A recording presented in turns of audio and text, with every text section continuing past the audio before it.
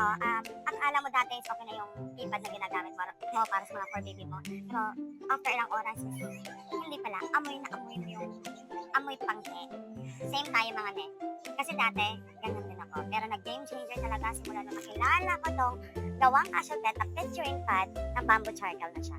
Ang galing nito kasi may bamboo charcoal layer siya. Kaya kahit lang beses mag-release for baby, walang amoy. Plus, super absorbent pa siya at sigurado akong walang tagas. Promise, hindi na ako nag-aalala sa amoy or kalat. At syempre, tipid na din kasi thick at durable siya. Hindi agad napupunit o nasisira. Sukang sawa ka na sa ordinary keypads na amoy lang at sayang sa pera. Try mo na rin tong casual pet urine pad bamboo charcoal para sa bahay na fresh, clean at odor-free. Ako, kung alam ko lang na ganito ka-effective, hindi sana matagal ko nang hindi inaamoy yung kwarto na namin na parang public CR ng mga alaga ko.